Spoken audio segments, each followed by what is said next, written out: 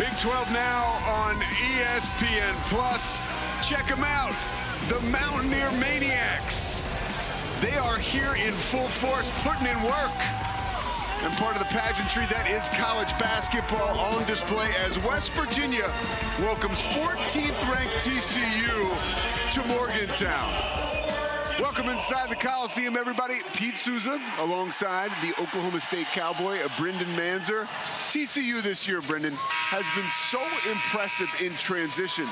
Bob Huggins said they're like the Showtime Lakers, but the guy who really makes it work is Mike Miles. No doubt.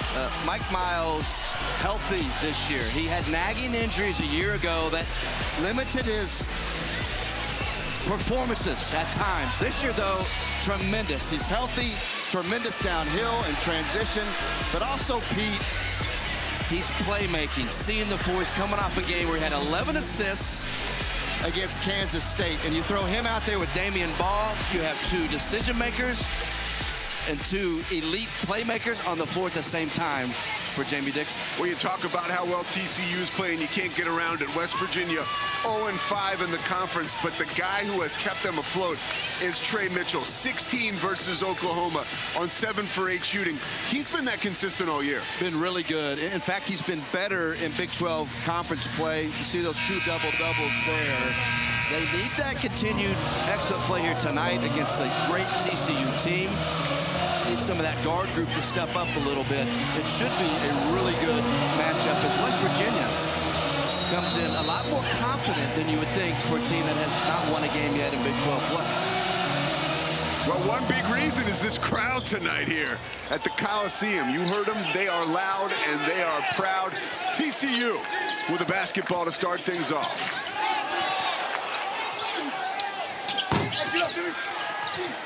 Ball loses the handle, gathers it, and is off the mark. Mitchell fights for it and gets it.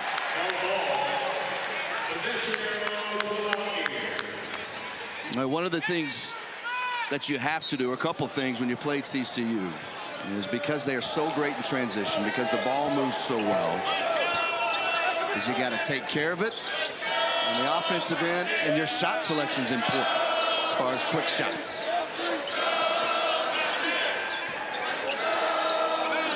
Top of the key, Stevenson off the dribble. Thought about the step back, thought better of it. Mitchell controls and travel. Well, Jamie Dixon's team, Pete, might be playing faster than maybe traditionally his teams did, certainly say at Pitt back in the old Big East days. But they are still sound defensively, even in the half court. Really solid. They're going to keep things in front, but pressure you at the same time. Miller fading away, knocks it down. Basket by Miller. Emmanuel Miller, his offensive game has transcended with TCU and Jamie Dixon. At A&M, Pete, he was a 5, an undersized 5. Another turnover for the Mountaineers. They had cut down on their turnovers over the last 2 games. But now, I guess we have a reset. They're going to say it was last touch by TCU, so it'll stay here. It's only 1 turnover so far for the Mountaineers.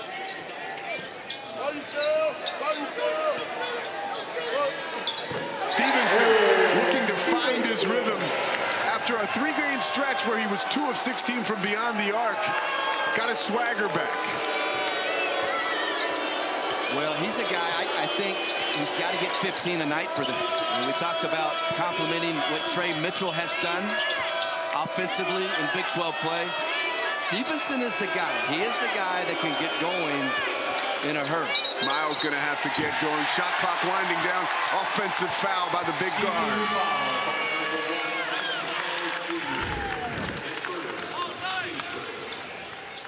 We talk about Eric Stevenson. He's been under the weather for the past 3 games.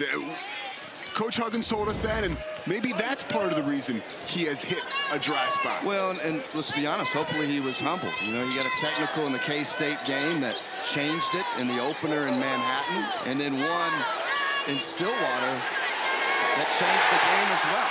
And so his demeanor hopefully is better. Jimmy Bell Jr. Coach Huggins says he is by far our best finisher around the rim. Does it with his left hand there. backdoor to 2. You see right there the connection between Ball and Miles. Well, what a tremendous backcourt they have become. And Pete, it's not just on the offensive end. The Jamie Dixon team, it's defense first, and those two guys really guard, especially on the ball out front defensively. Tied at 4 early on. Mitchell going to try to break it, and does. We're sitting right here, so we have the benefit, Pete, but you can tell Mitchell is dialed in. You see it on the defensive glass, and then offensively right there. No hesitation on that jumper. Miles finds Ball, who taps it to O'Bannon, who almost loses it thanks to Keedy Johnson, but he'll stay here with 13 on the shot clock. Quick hands by Keedy Johnson, a tenacious defender, as we get a look at Jamie Dixon. I say the best coach in college basketball people don't talk about enough. No, he's an elite coach. I mean, with his success at Pitt. And I think in terms of teaching his team, terrific, Pete, at both ends of the floor. Not just defensively, but they execute well on the offensive end. Good shot selection. I mean, he has been tremendous for a long, long time, and he's doing things that TCU basketball has never done. And he had success in the old school Big East and in an ACC at the peak of its powers, and now he's doing it in the best conference in the country. He's got his team ranked 14th. And as Hugs told us today, it's almost the anti-Jamie Dixon were the words he used, how fast that they are playing. But that's a great coach, adjusting to his personnel and playing in a way that makes him successful. Couldn't like that turnover, and he can't like that result. Eric Stevenson rediscovering the magic. 9-4. Mountaineers lead. They are 4 of 4 from the floor.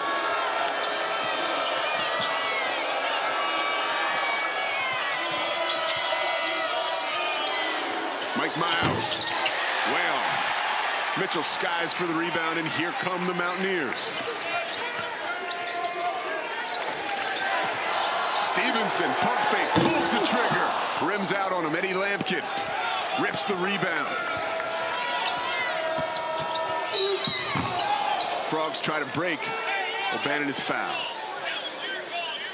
We see Ball right there in transition. So when he and Miles in particular, and now they have other personnel that can bring it in transition, Pete. But if they get ahead of steam, as you saw Ball did right there, as a defender, you get back on your heels. So it's important not only that you pick Miles and Ball up higher up the floor and kind of get them somewhat under control. It's also important for the rest of the Mountaineers to sprint back, protect the paint, and work inside out to keep them from getting to the rim. Substitution.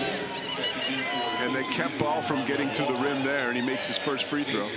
As we see substitutions come onto the floor for the Horned Frogs, Rondell Walker and Xavier Corp. Rondell Walker is actually the only player on this team that has won in this building. TCU 0 for 10 in Morgantown. Walker won before he transferred from Oklahoma State. Walker, really good freshman year at Oklahoma State, playing alongside Cade Cunningham. Mitchell too strong. Jimmy Bell with the rebound. Tried to get it to Stevenson, lost it on the floor for the basketball. Here comes TCU. Lob for Miller, can't finish with the left.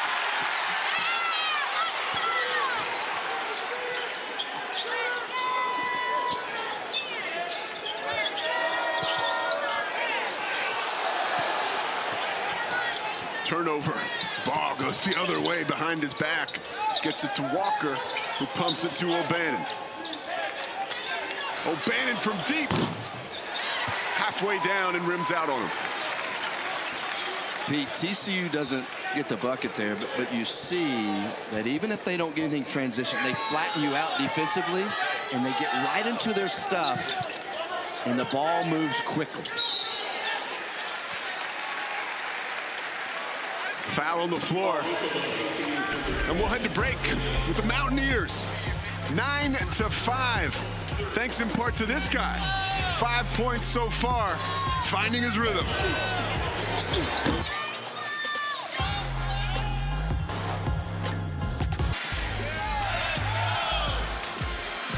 Back in Morgantown, where the king of the Mountaineers is Bob Huggins. Look at him go. 74-77. A prolific scorer. And then he comes back to his alma mater where he's in his 16th season. Over 900 career wins as a coach. Inducted to the Naismith Hall of Fame. And Brendan, he spent about an hour with us today. Seeming like a guy who was wearing life like a loose shirt. Didn't seem like a guy who was 0-5 in the conference. No, and I've been around him a lot over the years in this league, and he doesn't hide when he's not real happy with his ball club. I mean, he's not a guy that fakes things, as we all know, but really was confident, at least the ability of this team to potentially turn around. You look at this week, you have a very good TCU team, and I would say an excellent TCU team actually here, and then you have Texas coming in. In this league, you're always 1 week away of being right back in the thick of things. And so he knows the opportunity that's in front of them.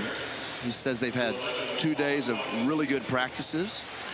He likes his guys' demeanor. He thinks they're in a good place considering where they are in the league standing. So no, he was confident and more than optimistic, and always fun to talk to. He was great. And he feels good about that guy getting back into his groove. Stevenson will head to the free throw line, aggressive early on. Yeah, no doubt in terms of getting the lid off the basket for West Virginia, Stevenson is the key because he plays well away from the ball. We saw it right there in that underneath out of bounds play. And he can also make plays with the ball in his hands in terms of a mid-range game and jump shot, etc. Stepping back in for TCU. He is a self-described streaky shooter. So for him to get going early really behooves this Mountaineer basketball team. Well, you saw it when you look back to game number 2 on January 2nd in Stillwater. He hit those 3 straight threes. I mean, he was flowing. The momentum had shifted, and they were taking it to Oklahoma State, and that's when he got in some trouble with that technical. And Bob Huggins feels like he's learned his lesson. You don't want to take away the fire from a guy like Stevenson, but he has to continue to be smart about controlling his emotions. 6-point advantage for the Mountaineers. And off the bench is Jacoby Wells. The preseason player of the year controls on the left wing with 6 on the shot clock, working on Matthews. Butter. Mike Miles showing us why he's so great. And that's really good defense from Matthews, protecting drive, forcing him into a jump shot. But there's a guy in Miles, Pete, that in Big 12 play is shooting 65% from 2-point range. Keedy Johnson can't finish. Big rebound by Cork. And here comes Miles. Oh, denied at the rim. Wagee, big time block. Stevenson on the other end, errant pass over the head of Matthews. Now right there, you look at the bench, Bob Huggins kind of putting his hands up to tell Stevenson to slow down. Right there, Miles kind of put Cole in a uncomfortable spot. Not a situation where you want him handling it and trying to get downhill. Well, we mentioned off the top that West Virginia had cleaned up the turnovers. Not so much tonight. 4 early on with 13:41 left in the first half. Miles elevates for that pass and has it knocked away by Johnson. Wagee in transition. Finishes. Boy, great exchange defensively to offensively for West Virginia. They run at Miles, doubling, forcing him to get rid of it. Force the turnover, and they get some transition points. Another turnover, second straight for the Mountaineers. Tic-tac-toe passing the lob, and Matthews hammers it home. Morgantown is rocking. 8-point advantage for the Mountaineers, their biggest lead of the night.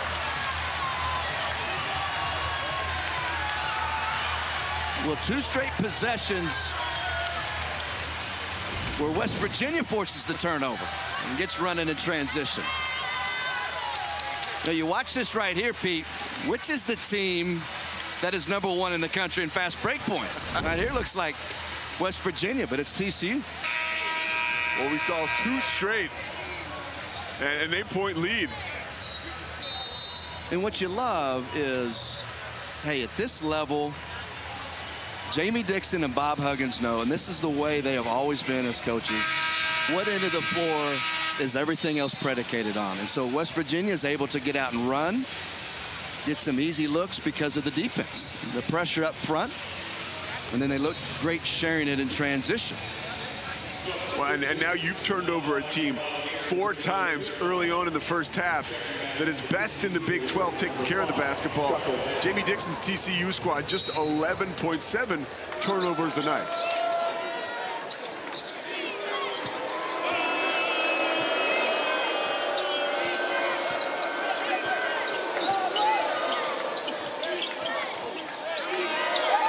Bob Huggins continues to have Matthews on Miles, using his 6'8" length.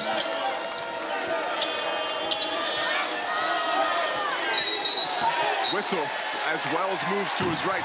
3rd offensive foul of the night on TCU. 2nd on Miles. Well, this one is correct right here. Trying to hand up. So they're not switching. They want to keep Matthews on Miles, right? You see that right there? That's a big foul, #2 on Miles. So Jamie Dixon will have to manage that as we continue through this half. Miles 2 of 3 from the floor, but not going to be able to produce offensively or defensively for that matter, sitting on the bench. Joe Toussaint checking into the game for the Mountaineers.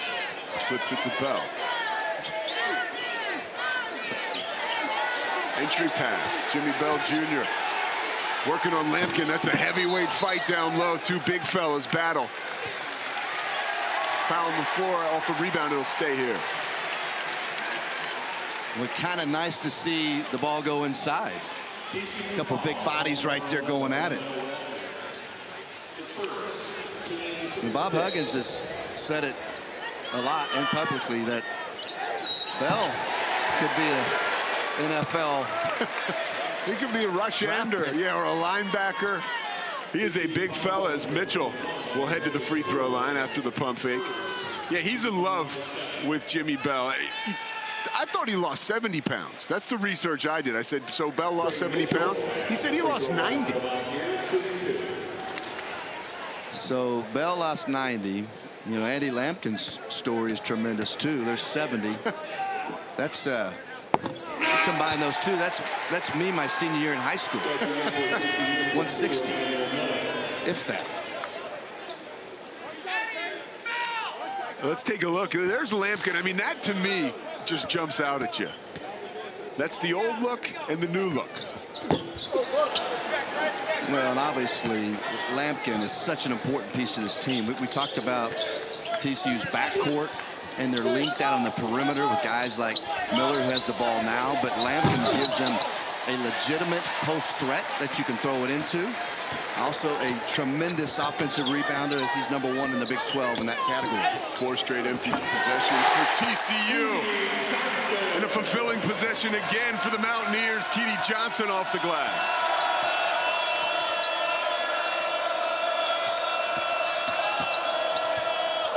Euro step to the hole, knocked away by Jimmy Bell Jr. Johnson goes in transition. Wells deflects it from the corner. Matthews too strong, but Jimmy Bell Jr. around the glass, making his presence felt early on. With a big smile, heads to the bench with his team up 13.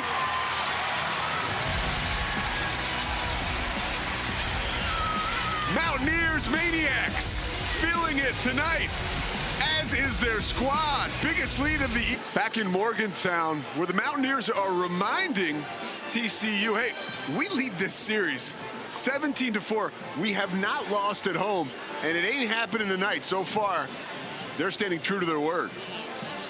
Well, this is a tough place to play. You and I were just talking off air. You know, Wednesday night, a team that is 0-5 in the Big 12 Conference, and there's got to be 11,000 here. So it's always been a tough place to play Mountaineer fans love their basketball. Tremendous tradition. But it's interesting that as good as TCU's been, especially in the last 4 years, haven't won here. And they go to Kansas on Saturday.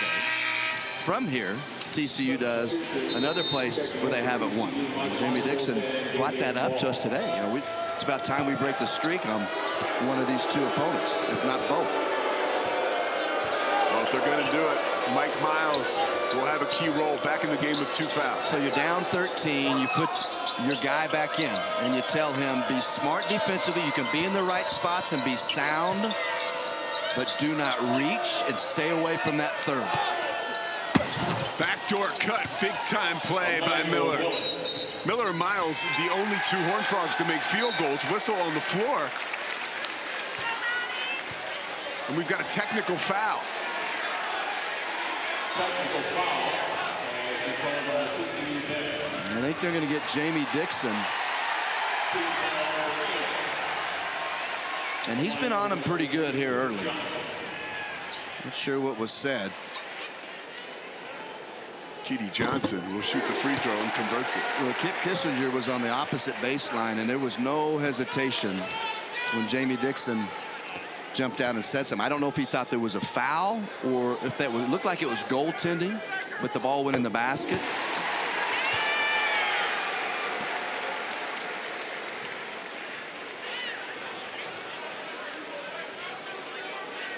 Those two coaches know each other so well, going back to their days in the Big East and now in the Big 12. You know, it was cool. It was, what was it, 3 years ago, Pete? I'm at a Big 12 media day. And Coach Dixon and Coach Huggins are visiting. I just happened to be there.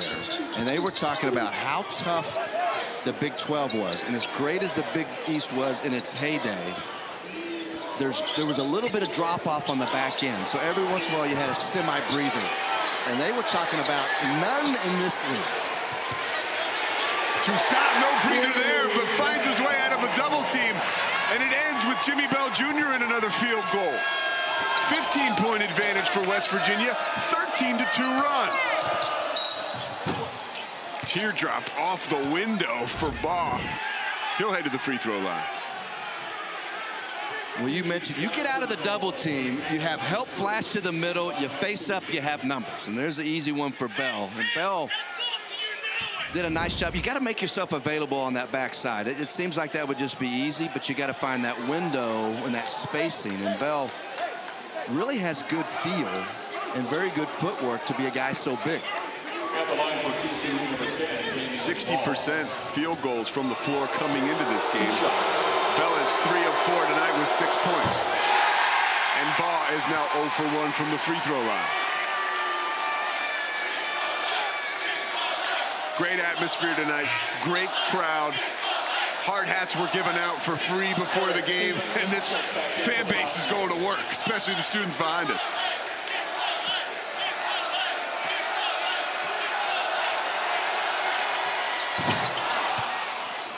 Second field goal, or free throw rather, quiets the crowd. Well, it's been all West Virginia so far, but this TCU team, they won't be faced. I mean, they're veteran guys. You look at the game that they've come back in. They do not allow themselves to get affected by runs within the game.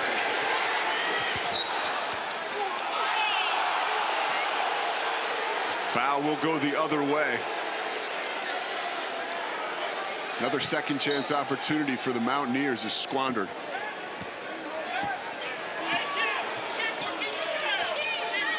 (24-10) early advantage for the Mountaineers.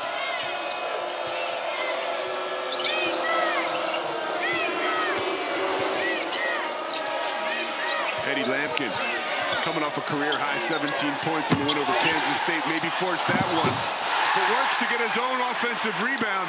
That's his 60th of the year. All for naught.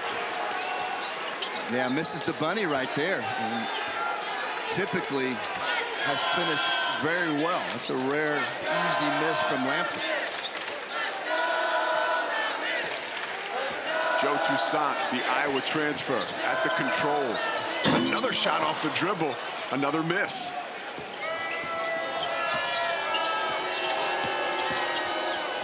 Miles finds Miller, who glides to the hole for 2 off the window. When Miles, you saw a lot of that. You've seen it all year, but you saw it even more so against K-State when he had those 11 assists. His eyes are just up. He's seeing the floor so well. He's seen plays develop before they occur. Wow, great cut and a great find. Toussaint sharing the wealth this time, finding Matthews backdoor.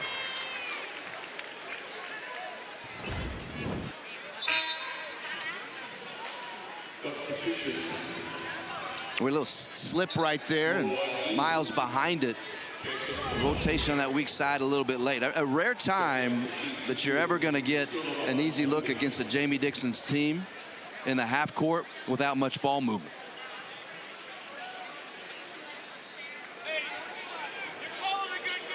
Mountaineers will extend the pressure with a 14-point lead. Jimmy Bell Jr. off your camera, headed back to the locker room.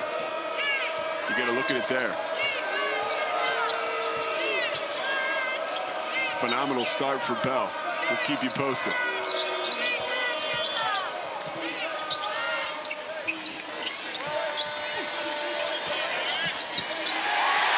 Another turnover for the Horned Frogs. Toussaint into the forecourt, faces some contact.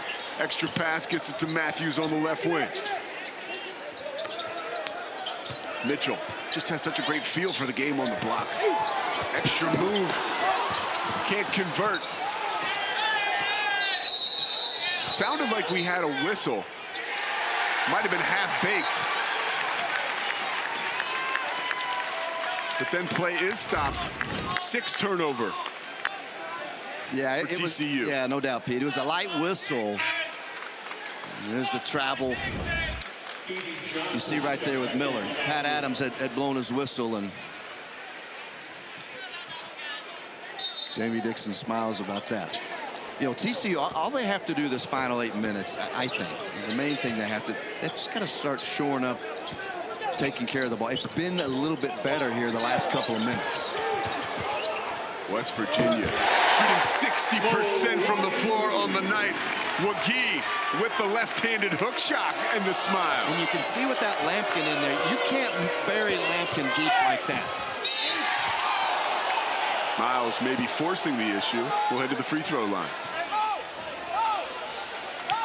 We'll step aside with the Mountaineers up 16, 28-12. The transfer from Harcum Junior College in Bryn Mawr, Pennsylvania, just a mile from Villanova, feeling right at home at West Virginia. 16-point advantage for the Mountaineers. Mary the Mountaineer, one of the many happy fans in attendance. This feels like the biggest house party in the state of West Virginia, and that's what the Coliseum can offer on a big night. Now, earlier last week, West Virginia parted ways with longtime assistant Larry Harrison, and this Monday entered DeMar Johnson taking his spot. You see the left side of your screen. His playing career speaks for itself. This is a guy who Bob Huggins is extremely close with, a lottery pick in the NBA draft, who can surely get through to some of the young guys on this West Virginia roster. Yeah, played a year for Bob Huggins in the 99-2000 season, so they've always been close. And Hugs told us today, you know, how excited he is to have him. He obviously has instant credibility and street credit for his career, what he overcame with the automobile accident that fractured 4 vertebrae. And really, I mean, he was great, but wasn't the player he would have had been, if you're being honest. But more importantly than that, great guy to be around, good demeanor, and I think a guy that these Mountaineers can lean on. He's played at the highest level and been through a lot of adversity, too. And I think that is important to be able to relate to young guys, because we all go through it, right? Absolutely. Even more so this day and age. So I think they're excited to have him. As you said, it's kind of a perfect fit. Well, it was, and you know, Coach Huggins nor Larry Harrison, nobody likes to talk about a breakup, and nobody likes a breakup. But the fact of the matter is, it happened. Again, Coach Huggins doesn't want to talk about it, but when you mentioned DeMar Johnson and his arrival, he lit up today.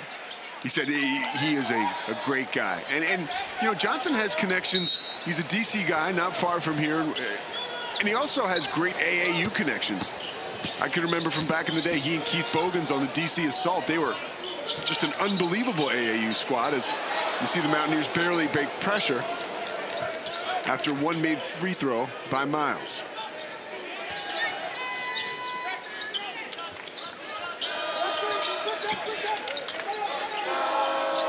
Stevenson shakes free. Now, one of the things, Stevenson has shot the ball well so far tonight, but right there, see how short he was with the ball? Look at that. That's up and under. That's a good looking play. That is a jet right there. And part of Miles' game in getting downhill is his change of pace, both with hesitation and crossover. And once he blows by, he's like a running back hitting the hole. He gets those shoulders down, and once he blows by you, he's gone. Freezes the defender, and then he has the blow by. Stevenson does a nice job of getting free again. Can't finish around the rim this time. McGee, another offensive rebound. Call it his third of the night, and he'll head to the free throw line. See the freeze, hesitation, boom, and he blows right by Matthews. Freezes the defender, I'm gone. He can go either way, this time left, finishes off to the right. Weak side defensively, Pete, against a guy like that, you're 2-3 passes away. You have to be really cognizant to rotate over. And you have to, it's almost like being pulled on a string. As soon as he drives, you got to get there. That's just way too easy, but easy for us to say. We're sitting over here on Miles. One of the hardest guys in the country to guard, Mike Miles, will go with the free throw line. McGee, rather, after missing his first. Connects on his second. You know, Jamie Dixon talked about before the season started, what's the next step for Miles? And he said it wasn't really expanding his game. It was being more efficient with his game. And he's done that and then some. His decision-making, his turnovers are down, shooting at a higher percentage, and he's better defensively. Don't forget that end of the floor. Cork powers his way to the basket and loses the handle. McGee comes up with it, and here come the Mountaineers. 8th turnover of the evening for TCU. Chalk up another turnover for the Mountaineers.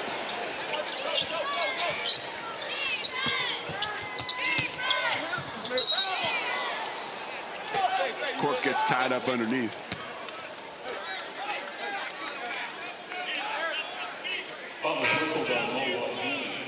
Well, Mike Miles saddled with 2 fouls, but has been so effective when he's been in the game. 7 points on 3 of 4 shooting, and his numbers have continued to get better. Look at that, 52%.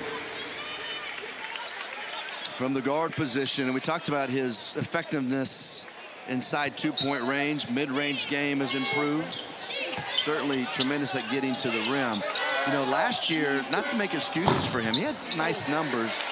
The shooting percentages and the turnovers, shooting percentages were down, turnovers are up a little bit, but he had wrist issues. And when you're a primary ball handler, expected to make shots and decisions, it's kind of important to have healthy hands. And that was part of some of his struggles last year. Toussaint banging with Miles. A couple of big-bodied guards. Exchange blows, and Johnson jets to the hole with the left hand. And speaking of guys, Pete, that have been great at getting to the rim, Keedy Johnson has consistently driven it great all year long. You can tell that just by his free throw attempt numbers and ability to create contact and get there. O'Bannon trying to get in on the act and is hammered by Mitchell. He'll head to the free throw line. Now, if you notice on your screen, a big fellow wearing number 43, Jimmy Bell Jr., we now know what happened to him. He was in another Big 12 street fight, got blood on his first jersey, so he goes to the locker room, takes off number 15, and here he is back in the game with number 43 at 6'10", 285. How many 43s do you see anymore? Two shots. I mean, it almost looks weird seeing the number 43. And Pete, I apologize if that was your number in football or basketball. You were close. Or whatever. 44.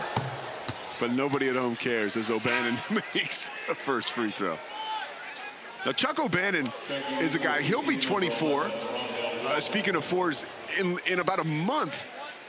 And he has so much life experience and his ability to explode at any point in time. If you watch him around the perimeter, he's always got attention on offense. And you got to imagine that creates space for guys inside. Well, because he's made enough shots and made shots in key moments that you have to keep honest with him.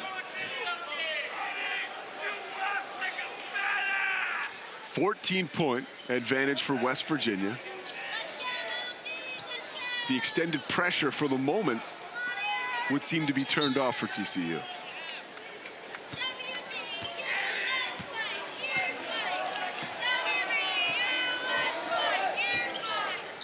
Toussaint controls and moves it to Stevenson. Toussaint had an itchy trigger finger so far tonight. Once again, pulls it and is knocked to the floor. Ball goes out of bounds. They'll say it was last touched by Bell.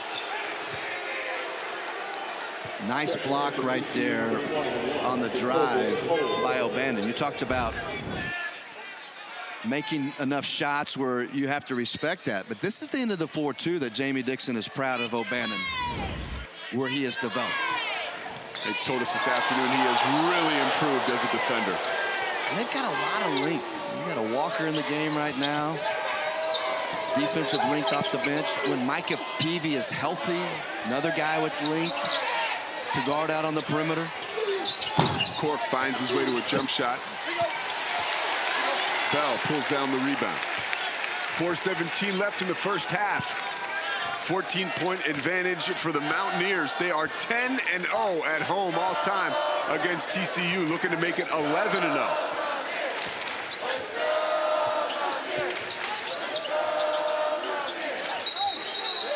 Whistle on the floor. Looks like we'll have a foul on TCU. 31-17, 3:58 left in the first half. Mountaineers in control against the 14th ranked Horned Frogs.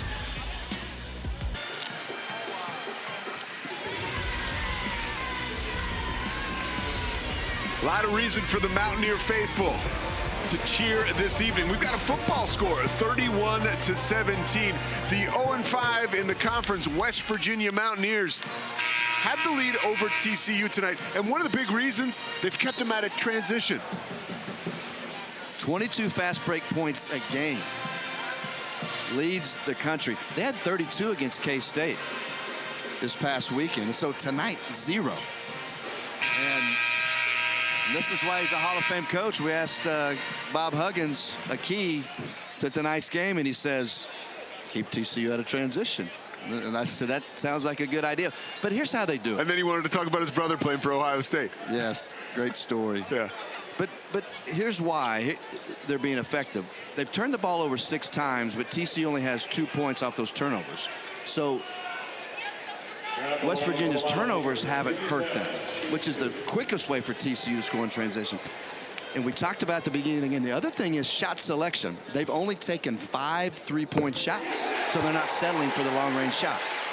Big 12 now on ESPN Plus is a must-have for Big 12 basketball fans. Saturday afternoon, number 12 Iowa State takes on Oklahoma State at 2 Eastern, 1 Central. And Tuesday, number 14 TCU, who we're watching tonight, hosts Oklahoma at 8 Eastern, 7 Central in Fort Worth. If you're a Big 12 fan, you've got to have it. Sign up today at ESPNplus.com/Big12 now.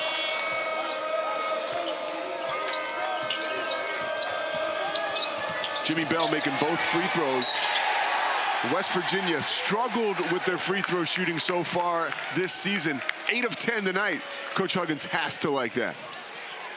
Well, if you want to talk about really why they're 0-5, it's shooting the basketball. 61% as a team in conference play from the line, 29% from three-point range, 41% overall field goal shooting.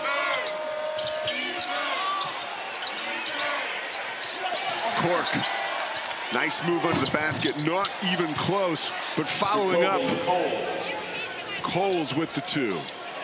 Both Coles and Cork play about 14, 15 minutes a game, but they really give Jamie Dixon quality minutes. I mean, they're active at both ends of the floor. They're solid defensively. They don't take bad shots, and those are the type of plays they can give you to buy time for an Eddie Lampkin to get some rest.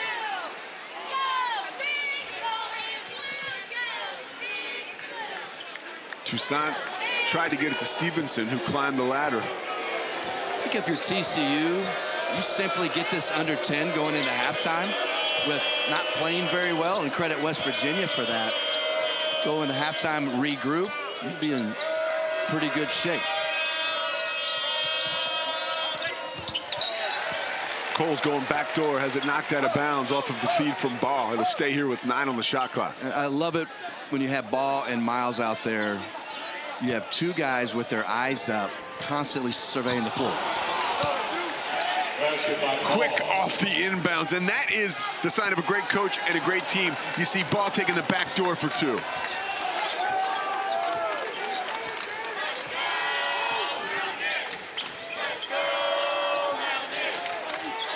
Lead is cut to 12.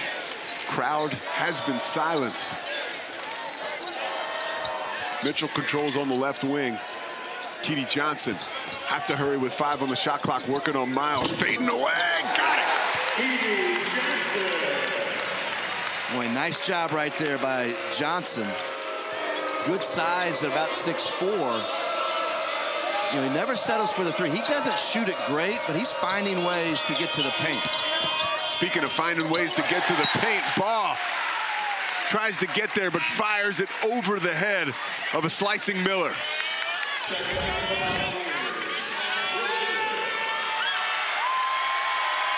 Was that flash? I mean, that's just a weak side flash. Not good underneath out of bounds defense, and then Johnson right there knocking that down.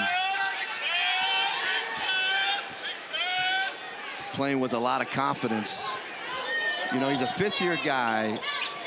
It's 3rd year for West Virginia, and they thought he'd make the jump last year, but he's made it this year in terms of high-level power 6 guard play. Speaking of that high-level play, he finds his way back to the free throw line. He has doubled his scoring output and his assist output, basically, over the course of the last offseason into this season. Already a tenacious defender, and he might be the fastest guy on the floor, Coach Huggins says, on any given night. Did not play in the Kansas game here, and I'm not saying it would have made a difference, but that is the only game where West Virginia legitimately didn't have a shot inside the final 2 minutes. Really important part to this team when Johnson is out there because of his ability to get to the paint. We talked about consistently getting to the line. A little that mid-range game. He can get to 10 to 12 feet. We've seen it so far here tonight where he can score. But even when teams know he's going to drive it, he's still getting there. That's what's been impressive. And we just saw him produce 2 points and extend the lead to 16. 37-21, Mountaineers lead. Coles wide open, going to tee it up. Rims out on him. Mitchell with the rebound. Now, good decision right there by West Virginia not to force the pace in that situation off that quick shot. Seth Wilson into the games. He is a marksman. Glides to the hole, off the glass, high and in. He says hello, but comes up hobbling. On the other end, the aggressive physical Big 12 play continues. Whistle blows and Miller rolls. Well, a key to using a ball screen is waiting on the screen. And then when he goes, he turns the corner hard. And you mentioned Wilson. You know, game against Baylor here. Had a really nice game, 11 points, 3 of 5 shooting. Look, this is how you piece it together if you're West Virginia. It can't be all Trey Mitchell. Stevenson had a good start. Other guys have made plays. Bell has 8 points. A guy like Wilson right there attacks. From the corner, Miller raises. Can't convert, but he'll head to the free throw line with a chance at 3. Bell puts him to the ground, and it's whistled for the foul. Yeah, not a good foul right there by Bell. You love his effort. You love the big fella getting out, trying to contest. You got an 18-point lead and some serious separation and momentum. These are the type of plays that you certainly don't want to have. Under a minute left in the first half. Miller surely wishes he could have that one back. 58%, rather 70% free throw shooter on the year. 23 points against Kansas State in that huge win for the Horned Frogs. Hits his second. Wow, one more coming. I was going to say that kept Miller in check. You know, first and foremost, you keep TCU out of transition, what we've talked about. That's helpful on all fronts. But in the half court, done a good job on Miller. You talked about, you know, his last two games. 23 against K-State and then 21 at Texas. Misses 2 of 3. Opportunity to get closer, squandered. Lead stays at 17. Johnson with 10 points, crosses half court and gets it to Stevenson.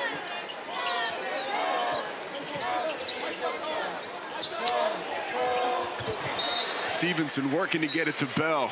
Nowhere near. Yeah, right there. You know, Stevenson missed him the first time, but that's okay. You don't want to compound it by trying to force it. You miss a guy inside, Pete, because you only have a split second.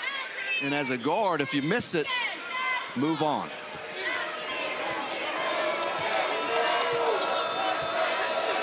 Season low scoring in a half for TCU is 26.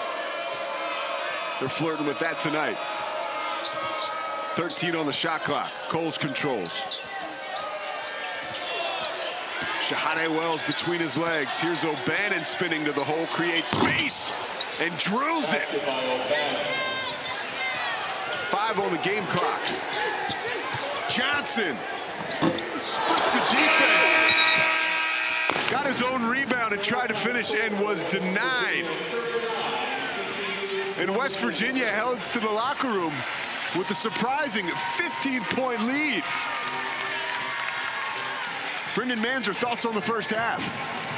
Well, Bob Huggins was, if you could have quiet confidence if you're Bob Huggins, had it today. And you can see why he felt good about him coming in, but it's a two-half deal. Veteran TCU team, they've got to do it again the second half. 319 days since their last regular season Big 12 win. Could the Mountaineers be closing in on it? We'll find out in the second half.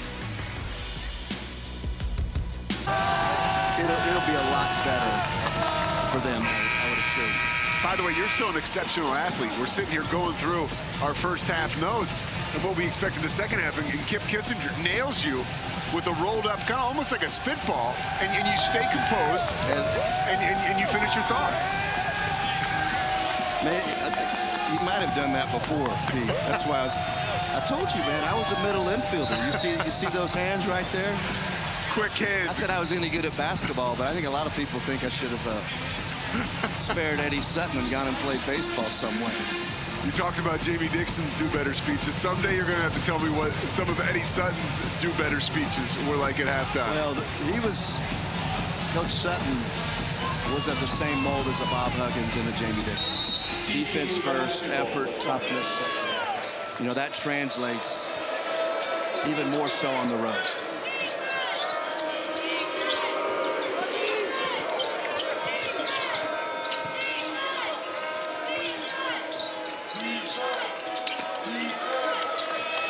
Horned Frogs have the ball moving early here in the second half. Lampkin picks up his dribble, finds O'Bannon, who gets a lot of attention around the arc. Heads to the hole, but really makes some room with that elbow. Stevenson hits the ground, offensive foul. That is a terrific opening defensive possession by West Virginia. You can leave Lampkin isolated if you're West Virginia because Bell won't give up any ground. And then right there, Stevenson, great job moving his feet, keeping that chest in front of the driver right there. Didn't really need to. Sold it a little bit in his 143rd career college basketball game. So even, you know, going back to the conversation we had right before the start of the second half, Pete, Jamie Dixon, obviously, you want to go inside to Lampkin because you put pressure on the defense and he's capable and he can finish. But notice when they didn't get anything, the ball goes out, a lot of standing. TCU, if they don't get that first option, they've got to move the basketball, get West Virginia shifting, and then you have those great guards and Baugh and Miles. They can attack those gaps later in that offensive possession.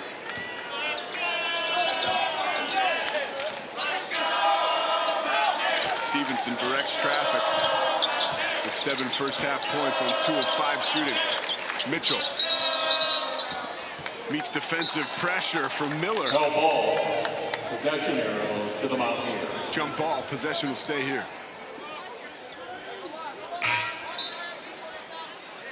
Pete Souza, Brendan Manzer, 39-24 from Morgantown. As you see, Jimmy Bell Jr. checks back into the game for West Virginia, who lead TCU right now.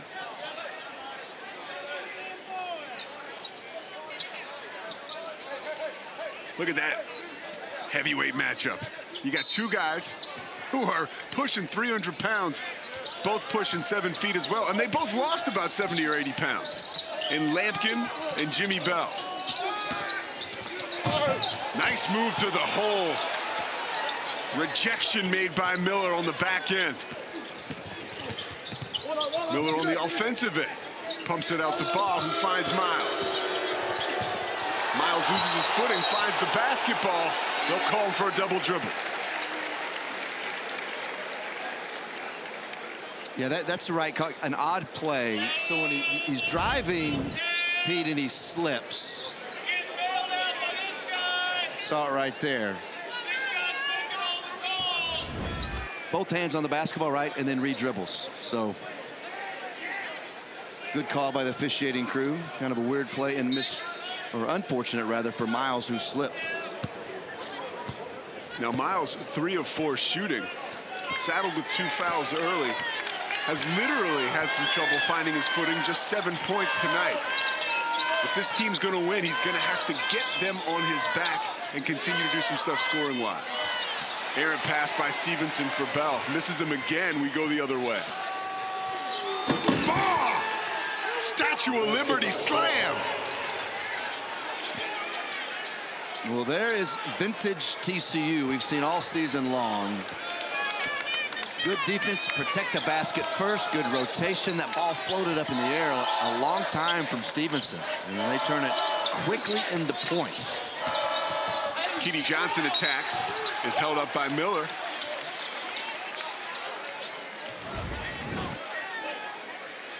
Let's take another look at Baugh. Yeah, defense to offense, nobody picks the ball up. You got to talk, communicate. We talked about, especially with Baugh and Miles, once you know the basket's protected defensively in transition, you have to talk and pick up those guys high. Almost Pete, like bluffing at them to get them to slow up a little bit, buying time for your teammates to get back down the floor so that you can match up. Stevenson shimmies his way to the right side, rims out. We'll stay here with 11 on the shot clock. More and more second chance opportunities in the second half for the Mountaineers.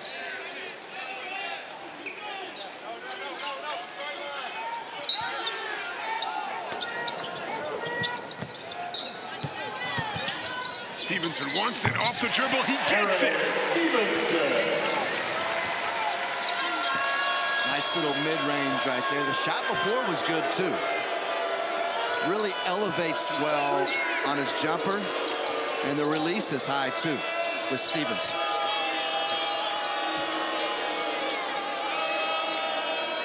Ball finds a cutting Miles. And that's just the communication you talked about them lacking on the defensive end. Well, we saw that same play in the first half from Baugh and Miles. It was almost like a quarterback throwing to a spot because he knew his receiver was going to be there. And 3 is teed up by Emmett Matthews. And just when TCU makes a little noise, the Mountaineers quiet them down. And that's a big basket.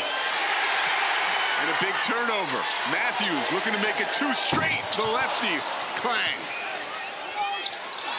Lampkin. How about that with footwork and finesse to the hole? Wow. Wow. That whole sequence, that was impressive. Lampkin 6'11", 263 in transition. I mean, the anticipation and then the run through. And then, no, I'm not going to give it up on the 2-on-1. I'll just take it. Stevenson, a streaky shooter trying to keep a streak going. Toilet wouldn't flush, we go the other way. Miles banging his way to the basket.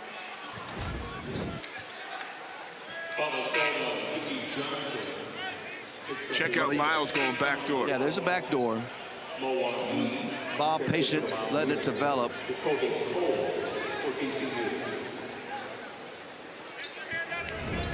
And that's Matthews on the three. You know, Matthews has quietly shot the ball well, Pete. He's 42% on the year from three-point range. His numbers are the best of his career. Transferred from West Virginia to Washington. Now Matthews back in Morgantown. Says, I don't know why I ever left. Lampkin looking for more underneath. And converts and gets the foul. Foul is whistled on low his third. Eddie Lampkin making Houston proud. His team within 12. TCU within 12 in the second half in Morgantown. 44-32, Mountaineers lead. But if Eddie Lampkin has anything to do with it, that lead won't last for long. This guy is hot right now. 17 points against Kansas State. I mean, Pete, the run through, little 2-on-1, but no, little sidestep right there. And then Stevenson, I mean, there's nothing he can do. And that wasn't just bowling by Stevenson. That was agility to go around. Just such an impressive transformation in his body, which we've talked about. Gives him a guy that you can throw it into, and maybe some other things. Maybe he'll become a perimeter defender now as well for Jamie Dixon. But in all seriousness, his most important attribute is his infectious personality and energy. I mean, this is a positive guy that loves to play, loves his teammates, loves being at TCU. When you go to a home game, the student section loves Eddie Lampkin Jr. I mean, he is a rock star in Fort Worth. And there is good reason. He has just got such charisma. And we're talking about a guy that has incurred tragedy in his life. Both of his brothers killed. One in Dallas, one in Houston.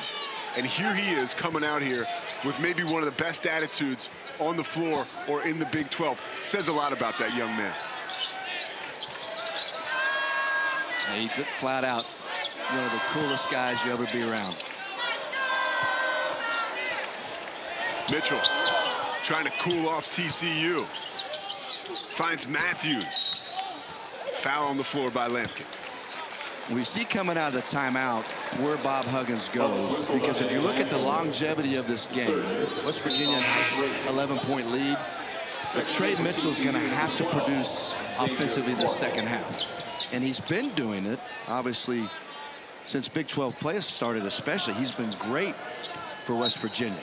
But you got that early bucket in the first half. Only has 3 points here tonight. They're going to have to get him to get going if they're going to end up winning.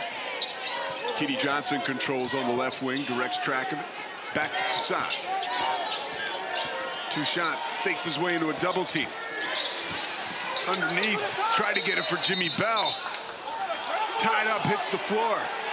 We'll go the other way.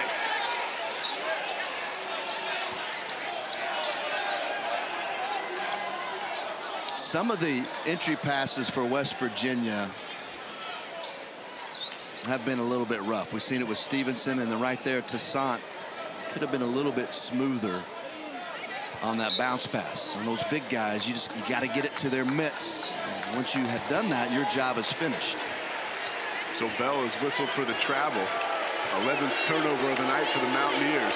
Opening the door for the Horned Frogs to come back. And if they do, Miles will have to have something to do with it. Ball goes to Baugh in the corner. Can't knock it down, but Coles comes soaring in for the rebound. Deflects it out of bounds. Mountaineer basketball.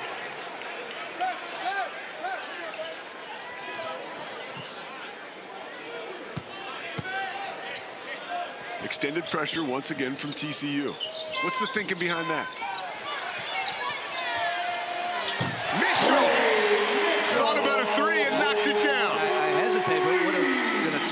watch that play develop. It was a speed West Virginia up. And that's a shot right there from Mitchell. If it doesn't go, Bob Huggins not happy. It goes, and it's like, great shot. I mean, that's a marginal shot, but credit Mitchell for stepping up and knocking it down.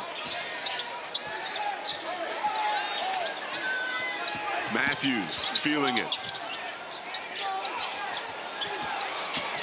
Toussaint powers his way to the hole. Rather, Keedy Johnson, and converts. So the help is drawn, right? And then the ball moves, allows Johnson to attack in space. That's great offense. And he has attacked his way to 12 points on 4 of 6 shooting. Miles gets free, quiets the crowd. Smooth right there. Defense gambles out of position, and there's that mid-range game, that 2-point game inside the arc that's been so special for Mike Miles this year. TCU shooting 48%. Miles is 5 of 6 from the floor. Mitchell gets tied up underneath with Coles. There is a whistle and a foul. TCU foul call number 21, Jacoby Coles. You know, it's interesting to look down like we do throughout the course of the game and look at the stat monitor. Miles, it kind of feels like they've held him in check a little bit. He's got 11 points on 5 of 6 field goals. Talk about efficiency.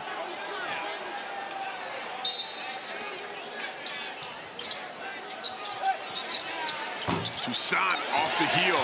Jimmy Bell Jr. gets the offensive board and is rejected underneath. Miller with the swat. Toussaint with the 3.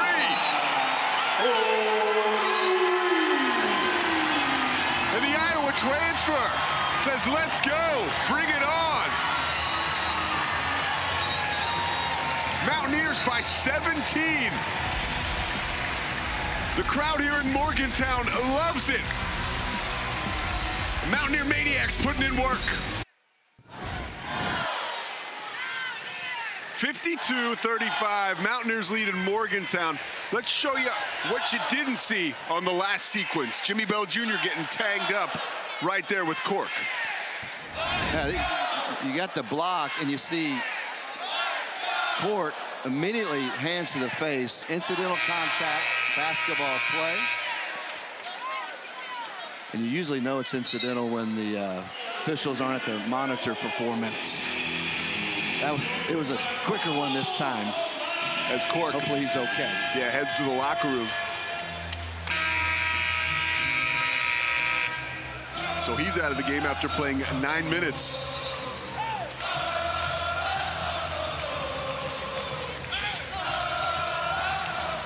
Big 12 now on ESPN Plus is a must-have for Big 12 basketball fans. Saturday afternoon, number 12 Iowa State takes on Oklahoma State. And Tuesday, number 14 TCU hosts Oklahoma in Fort Worth. If you're a Big 12 fan, you gotta have it. Sign up today at espnplus.com/Big12now.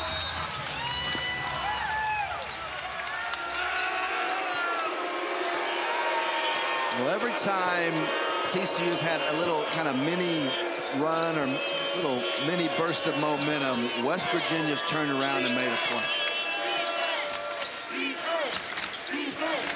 Miller controls top of the key, moves it to Ball.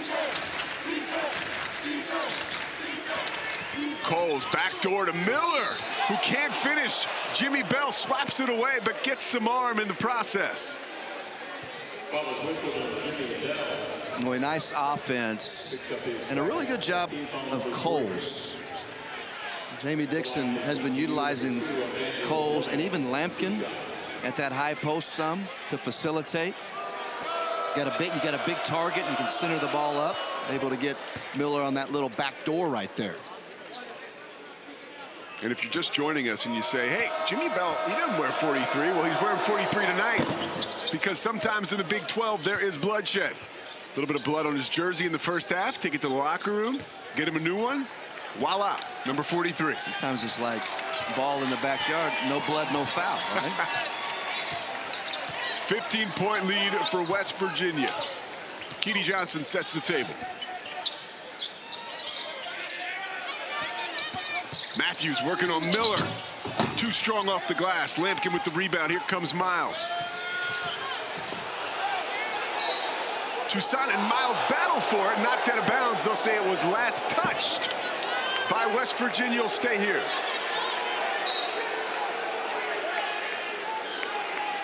Mike Miles not happy. And so Lampkin got that board, gave it to Miles. Started head up court, and he never really had his balance.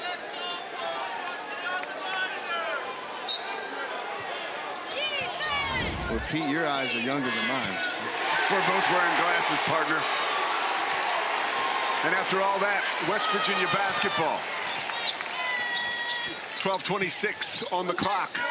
Mountaineers by 15. Looking for their first conference win of the season and their first conference win in 319 days. Toussaint crossing over Miller, not getting much space. The Iowa transfer muscles his way to the hole, and Jimmy Bell Jr. follows the miss with a slam. This place is rocking.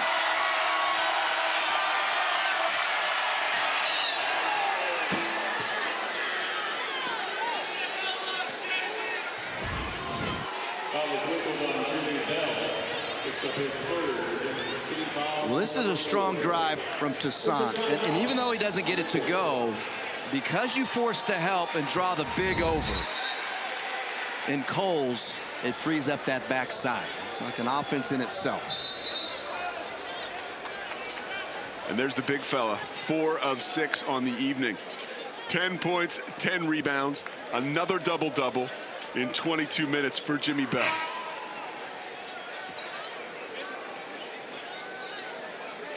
He came to campus and was 370. He is now 285.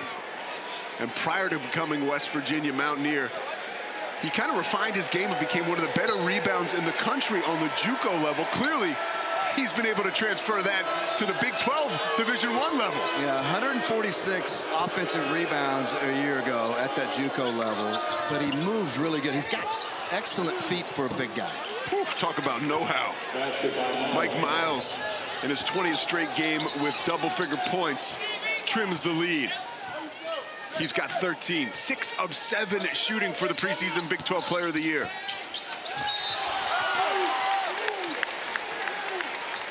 And Johnson will head to the free throw line. West Virginia's guards, there was a play in the first half where it was Miller, that time is Johnson. You know, there's a lot of times players at this level get that ball screen. You have to wait for it to get established so you can read the defense and use it. Sometimes guys leave early, force your big into a foul, or in the very least, you don't get anything out of it because you don't put pressure on the defense. Right there, Johnson, I mean, just waits on it, right? Rubs him off and gets the paint once again.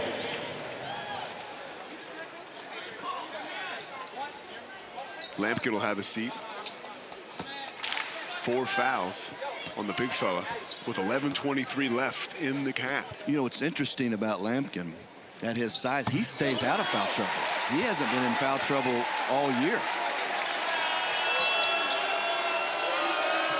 2 made free throws for Keedy Johnson. That's been a real bright spot tonight for the Mountaineers. After struggling all season long from the charity stripe, they are 12 of 14. And Miles is still balling.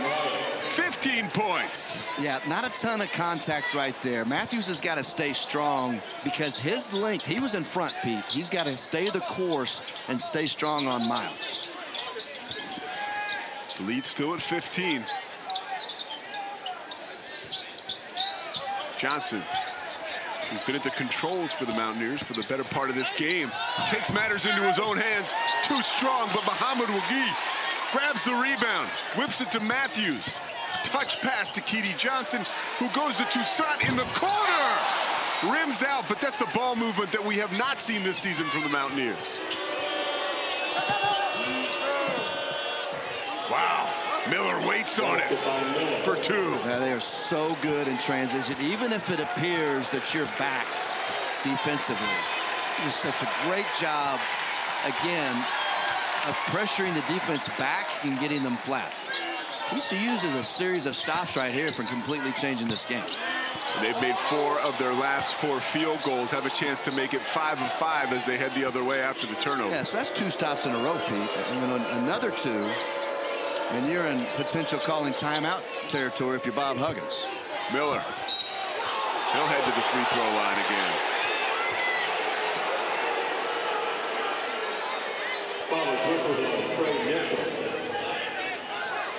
Fouls on Mitchell. Team foul number 5.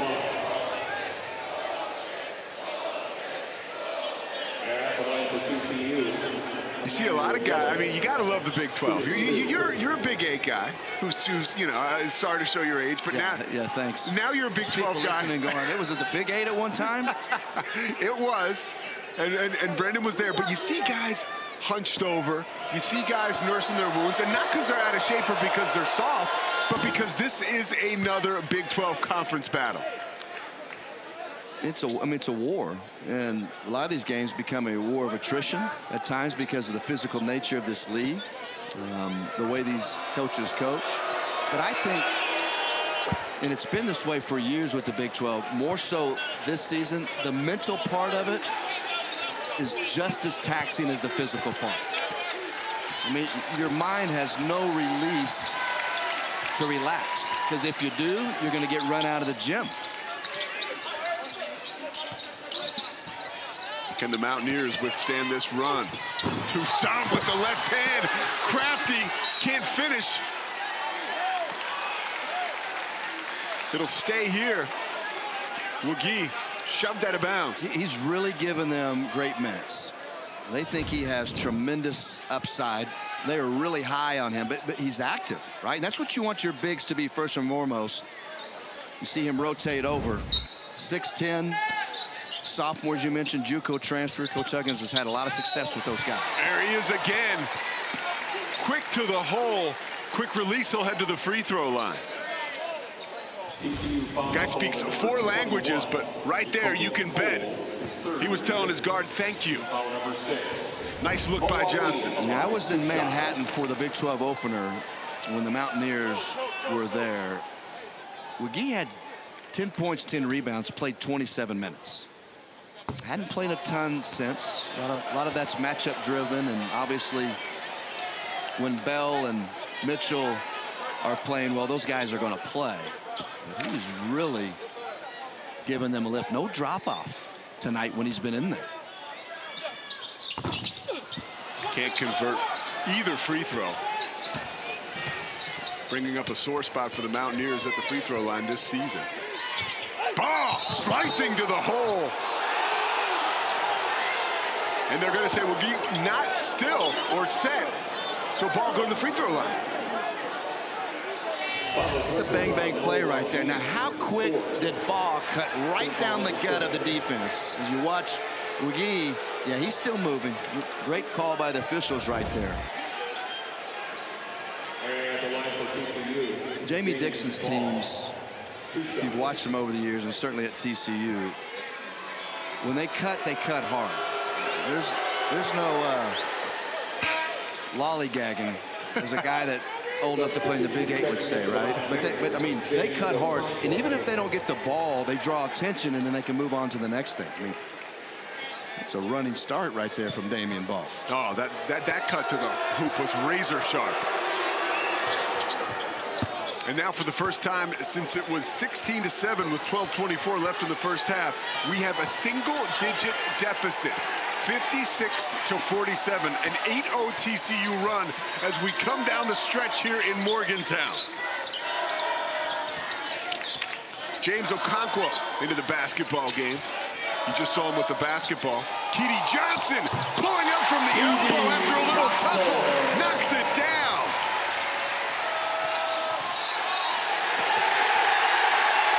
Crowd erupts after that special play right there. Johnson feeling it on both ends of the floor. Boy, terrific exchange. Here's the drive. Coles does a nice job. Good adjustment from Johnson offensively. We talked about his ability to get to the paint, and it's not right now for him just getting all the way to the rim or even getting the line. We've seen some mid-range floaters, And the jumper there. Yeah, defense has been his calling card, but tonight he's got 16 points on 5 of 8 shooting. Matthews tees it up. The southpaw, not even close. O'Bannon did a nice job to close out and contest there. As you see Okonkwo coming back onto the floor. It's been one of those nights here.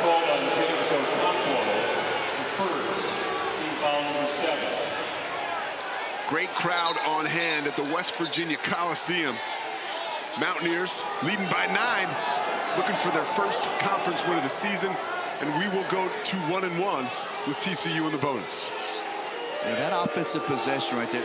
Matthews has to understand that's not a good shot. Now when the ball's moved and he's wide open, more than capable at 41%, but he's not really a guy that is going to shoot the 3 and knock it down under any kind of duress. Plenty of time in that shot clock to move the ball and get something else. They've had success, West Virginia, getting it into Toussaint and Keedy Johnson's hands and letting them drive it.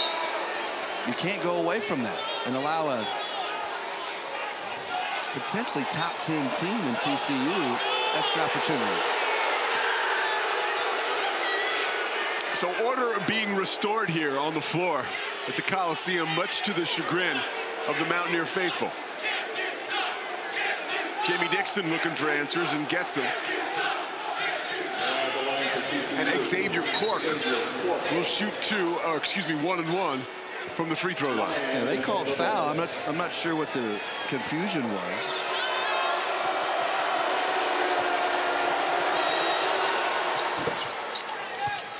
Mountaineers up 10.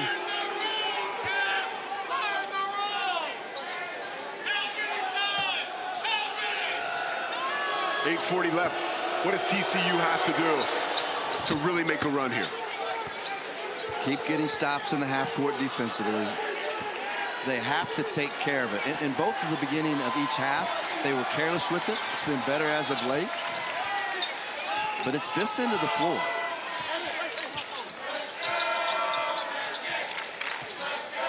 Rondell Walker all over Toussaint. Mitchell trying to hammer his way to the hole. Miller won't have it. Here comes TCU in transition. Ball to O'Bannon. Short. Walker with the long rebound.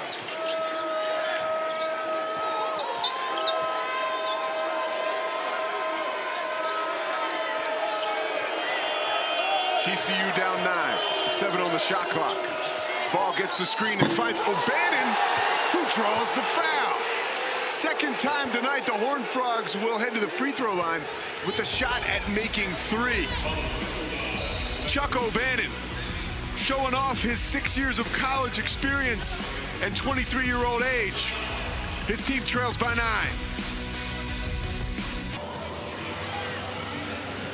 .752 left from the West Virginia Coliseum. The Mountaineer Maniacs on the ropes, thanks to these two guys, Miles and Miller. Sounds like a personal injury law firm. It's not. It's 2 guys for the Horned Frogs making a case for themselves in the second half. Look, those 28 points on 11 of 15. And in conference play, both of their point production has actually been up. And that's what great players do, right, is elevate when it means the most. And get about 37 a night. And TCU has not been able to get up and run in this game. West Virginia has controlled the pace. Bob Huggins good at that anyway. But it's really hard to speed teams up unless they turn it over when you're on the road. And so TCU having to grind tonight, and they're going to have to continue to do that if they're going to end up winning this game. Now, if you're just joining us before the break, Chuck O'Bannon fouled shooting a 3-point attempt. Had a chance to trim the lead to 6. Now he can trim it to 7 after missing that first attempt. Misses the second attempt. 72% free throw shooter. Not characteristic.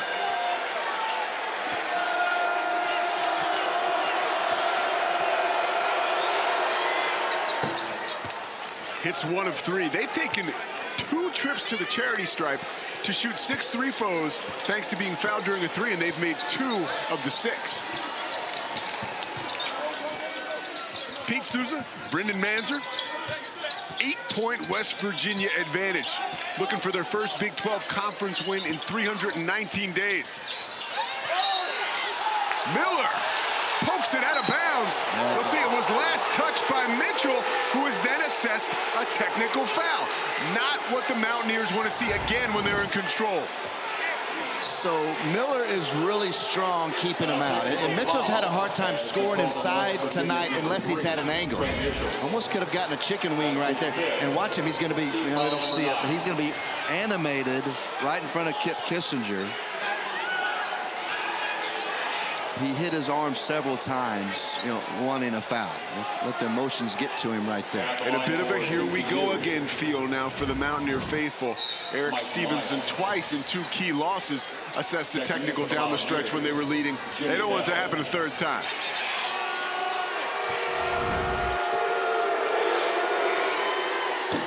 Just frustration there by Mitchell. And that's right at the official's face. He's got to be careful.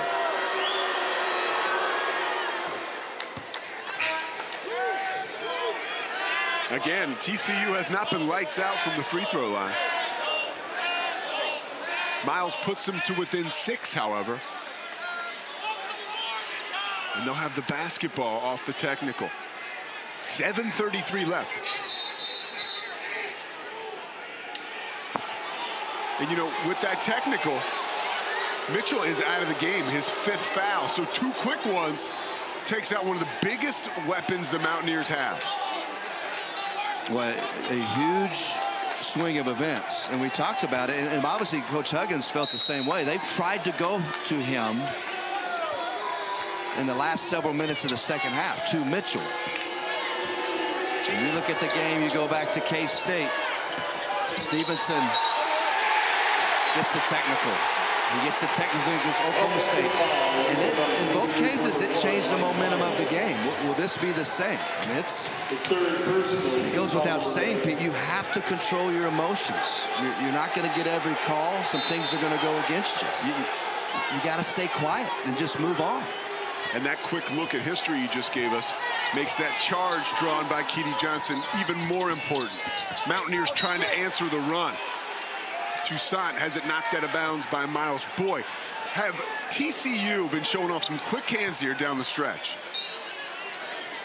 13-2 run for the Horned Frogs over the last 3:53. Yeah, West Virginia, they really need a bucket this possession.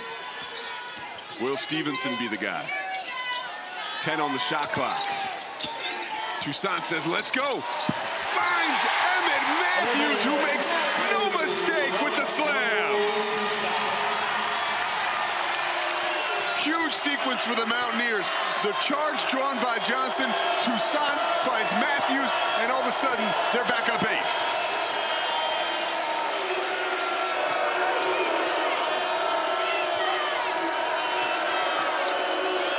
Miles from deep is fouled.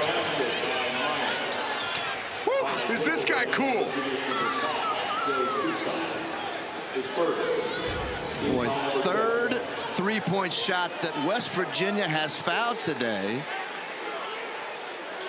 And Toussaint, did he come under the shooter a little bit? Tough call right there. I thought there was a little more contact.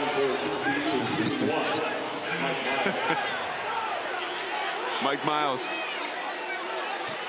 having some fun with Ron Grover. The lead is now 5. It could be cut to 4.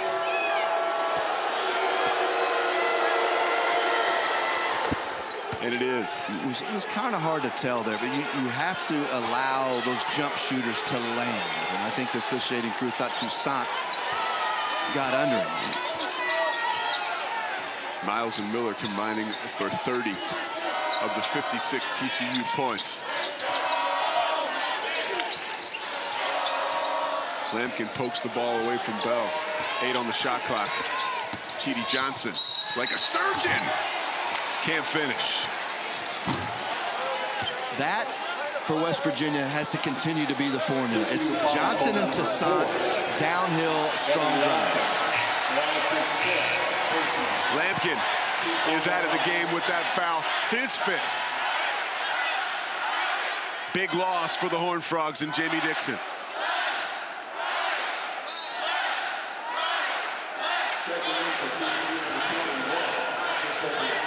Jacoby Coles, who has been affected in limited minutes, will check in for the big fella. You know, this is nothing new, but games against West Virginia and Bob Huggins over the years become games of attrition.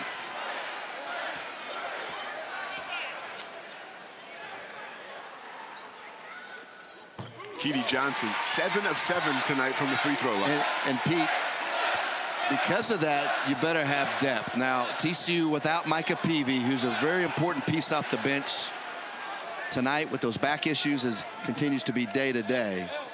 But they still have decent depth when you have Coles and Cork. Now, defensively, it's a little bit different defensively than with Lampkin in there, but it's still solid. Those guys are going to have to rebound and make plays down the stretch to help TCU. Need them to step up. Johnson extends the lead to 6 and scores his 17th and 18th points of the night from the free throw line. O'Bannon pump fakes, finds Coles gliding to the hole off the glass. Great cut by Coles. Great right there, look right by O'Bannon. And so Coles just patiently waits in that short corner, lets the play to develop. That's exactly what I'm talking about. Nice job of O'Bannon setting it up, but nice job of Cork being patient. We are down the stretch with a 4-point basketball game. Stevenson and his Mountaineers clinging to a lead. Toussaint pump fakes the pass and finds Johnson. 3 on the shot clock. Stevenson launches. Miles ahead to Coles. That's the fast break game that makes TCU so good. We've got a 2-point affair. Coach Huggins wants to talk it over with his squad as he talks it over with Ron Groover.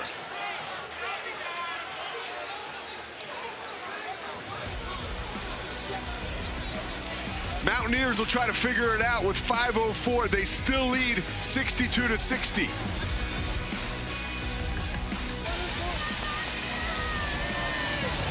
So we're back in Morgantown. The Mountaineers hanging on by a thread, 62-60. It has been a slow burn, the TCU comeback, but thanks in part to great second half shooting. Yeah, 13-4 run the Horned Frogs on. You had the Miles 3. That's huge right there at 6.5-minute mark. They've made their last 3 threes. There's Coles laying along that baseline set up by O'Bannon, and then the aftermath of that play right there where they're able to get the easy one in transition. Look at those numbers right there. First half versus second half. And also, Pete, I would add on to that, West Virginia in the second half is 8 of 22 from the floor. More of the laboring to score that we've seen in Big 12 play. And so they are hanging on by a thread right now, up 2 with 5:04 left. And TCU 11 of 13 in the second half. Not thanks in part to long distance. They're 1 of 6 from 3, on brand with their rank of 330th in the country shooting from long distance. They have fought their way back into this one. Jimmy Bell, speaking of fights, bangs his way to the free throw line. So I think if you're West Virginia, again, it's a heavy dose of spacing, some ball movement, and allowing Toussaint and Keedy Johnson to attack gaps. Also, you can go to Bell inside. Coles and Cork, as I mentioned, are good position defenders, but they don't have the body to match up against Bell, certainly like Lampkin does. He can get, if he can get them behind him, pretty good post position, at least deep in the lane. Could have heard a pin drop before that free throw, which is made by Bell. Hats off to Xavier Cork, Xavier Cork, who heads to the bench. He took an elbow in the eye from Bell, and he's bounced back, come back from the locker room, and is still putting up a fight.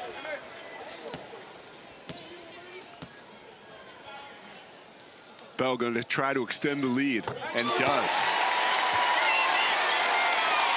West Virginia, 16 of 20 from the free throw line tonight.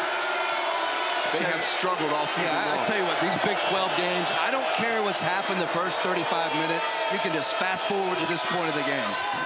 It's going to be tight down the stretch. Cole's rich as he could press the rewind button on that. Aaron's shot is missed. Stevenson dives on the floor. West Virginia basketball. Stevenson slow to get off the floor.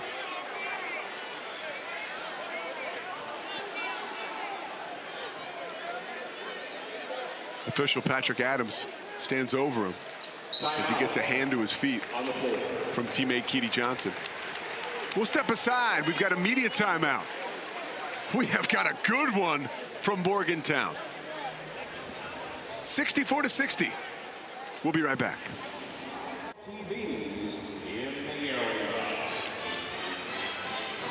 Well, we told you it was going to have the feel of a heavyweight fight. Look no further than the physicality and the foul trouble. Eddie Lampkin on the bench fouling out for TCU. Trey Mitchell on the bench fouling out for West Virginia. Brandon, we were just talking. You think that Mitchell absence down the stretch could be a real big deal? Obviously, two more than just important guys for both TCU and West Virginia, but I think it's a bigger obstacle for West Virginia because Trey Mitchell does give them some versatility on that offensive end. Can stretch you if you need to. You can post him, which they tried to do on certain favorable matchups. But that's what this level of play, #1 conference in the country, you have to have other guys step up. And who will that be for West Virginia on the offensive end? I still like it when they space. You get those two strong guards attacking. They've been able to get deep in the paint most of the night. And I think with a little movement, too, you can continue to go to Bell because he has such tremendous size inside. Johnson and Miles are leading scorers tonight.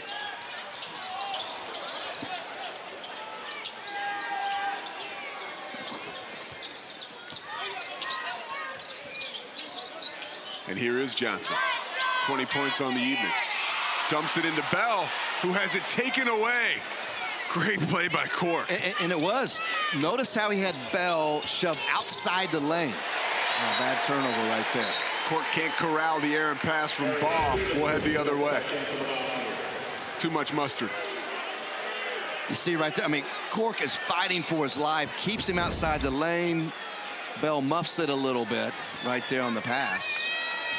And that's what you have to do with post defense. You have to do your work early. Cork did that. These teams trading blows. West Virginia has certainly taken TCU haymakers. TCU has made 7 of their last 9. But Jimmy Bell says we're still here. Mountaineers lead is 6 thanks to the big fella. There was a switch right there with Miles on Bell, and Miles left Bell underneath. Miles off the dribble, probably looking to draw the foul on Bell. Can't get either the basket to fall or the foul. Yeah, Pete, last possession, Miles is trying to get rematched up, but you can't do it. You got to do it when it's convenient. You can't leave the basket unprotected. Bell, that dunk, their first field goal in over 3 minutes and 50 seconds. Toussaint makes it back-to-back with the sneaky drive. 8-point advantage. Ball in a hurry converts the J. Quick timeout taken by TCU.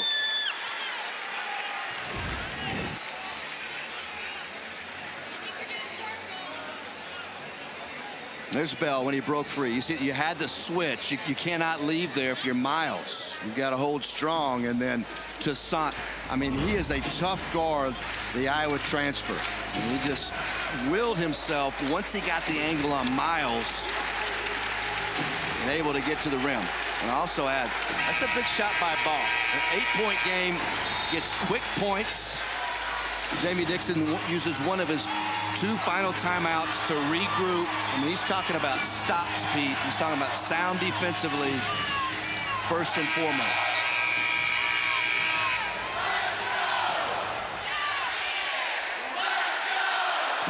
Mountaineer faithful, awfully loud down the stretch.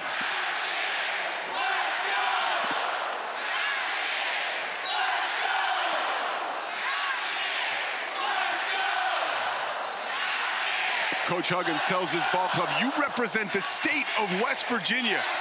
Mountaineers trying to rep down the stretch.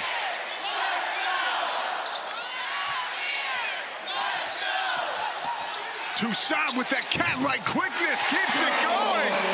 4 straight. The lead is back to 8 points.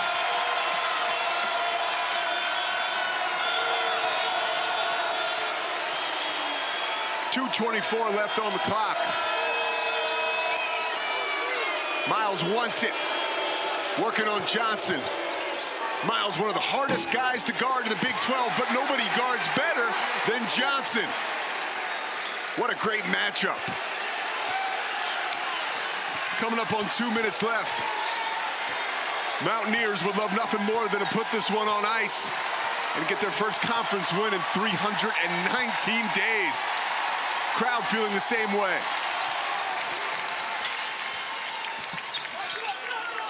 Toussaint, step back 3.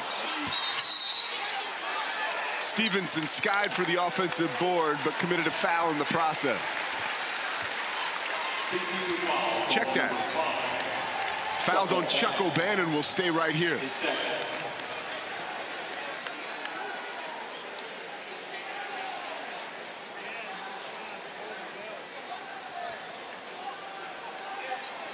With Toussaint and Johnson, I'll go back to them for West Virginia. I mean, they've really played with toughness. I mean, this has looked like toughness that some of the guards that have played for Bob Huggins here have exerted. You know, certainly mentally. Toussaint right there takes a contested shot, but you chew the whole shot clock. You're up 8. I mean, that's just as good as a bucket early, if that makes sense. Makes perfect sense. And Toussaint, you know, we haven't talked about it enough. He's coming off back-to-back games where he's been a bulldog. You know, he has 14 points at Oklahoma, but was in foul trouble and only played 20 minutes. So they had to manage his minutes last weekend. And then against Baylor here last week, I mean, he has 20 points. So he's starting to emerge a little bit. Coming off the bench, mind you. We were here for both shoot-arounds, and before the TCU shoot-around, Toussaint was out on the floor, no shirt on. You would have thought he was going to play tailback for West Virginia football next season. Crowd on its feet as McGee comes in for Jimmy Bell Jr. Bell goes to the bench with 15 points and 12 rebounds. Miller raises for 3. Hits the deck. Offensive foul. And Matthews is stoked. Offensive foul. That's his 3rd. And Brendan, you can feel it in this arena and feel it coming off that team. A sigh of relief almost being breathed by the Mountaineers. Well, they felt like Miller stuck that leg out. No doubt. I mean, it's 62-60. The lob from Muhammad Wagee goes back to Stevenson.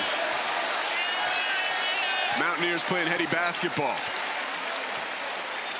Nobody's mindset stronger tonight than the guy with the basketball, the Iowa transfer, Joe Toussaint. Step back 3. Short. Long rebound goes to Keedy Johnson. 1 minute. 1 minute to play. Johnson loses the basketball, but they're going to say he was whacked by Jacoby Coles first.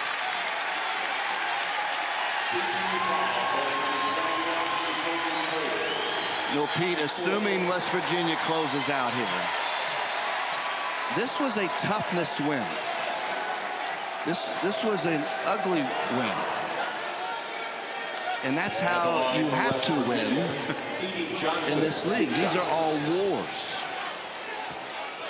And as Jamie Dixon, who has an excellent ball club, you're talking about a ball club that dismantled K-State, who beat Kansas last night. And K-State's for real. You and I have seen them multiple times. But West Virginia's put back behind them an 0-5 start. Bob Huggins, we felt, was very optimistic. You get one, then you feel good about yourself. Then you have Texas, a top 10 team, coming in here Saturday. You get that one, and then a week of good play has changed how you feel about yourself. Bob trying to change the way the Horned Frogs feel about the game, trims the lead to 8 with 49 seconds left. Yeah, this could possibly be, like you said, a toughness win, but if they hang on, could be a signature win. And I certainly don't want to speak too quick. I'll just drilled the three. Not that tray down right there. Well, yeah, it is never over in the Big 12. Well, look at that, Pete, right there. It's, you know, that's why Bob Huggins is a Hall of Famer. This game is simple. Typically, you got to defend, you got to rebound, you have to take care of the ball. And if you play TCU, keep them out of transition. They had 32 points in transition against K-State Saturday. Just 8 tonight. They had 0 the first half. So that makes this game a grinder and gives you a much better chance to win, because West Virginia, they have stretches, and they had it here in the second half where they just labored to score. Now take us inside that West Virginia huddle. What's Huggins telling them they have to do down the stretch to solidify this? Well, you don't turn it over and you make free throws, you get out of here with the win. So you got to take care of it. You're going to get full court pressure right here. So you got to be strong with it. You got to execute your press breaker. But when you get fouled after being strong and breaking that pressure, you've got to knock them down. And in Big 12 play, West Virginia's only 61% from the foul line. And in their loss against Oklahoma at home on Saturday, they were 3 of 8 from the free throw line down the stretch in under 4 minutes. Yeah, I mean, it's take care of it, hit your free throws. That's it. Both teams in the bonus. As expected, the full court pressure on the Mountaineers.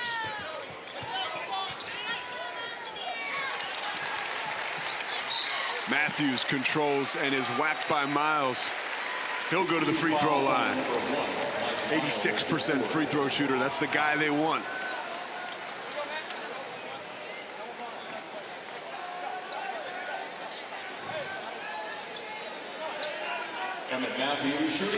If you're following the program, the West Virginia basketball program, a win tonight, you know, would be a huge win.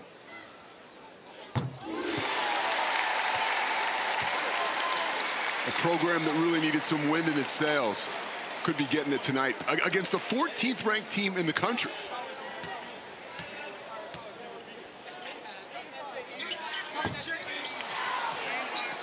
There's the upcoming schedule for the Mountaineers. They welcome Texas, then on the road in Lubbock.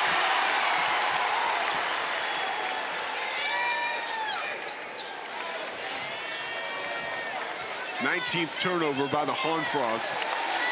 And that's a team that came into tonight committing just 11.7 a game.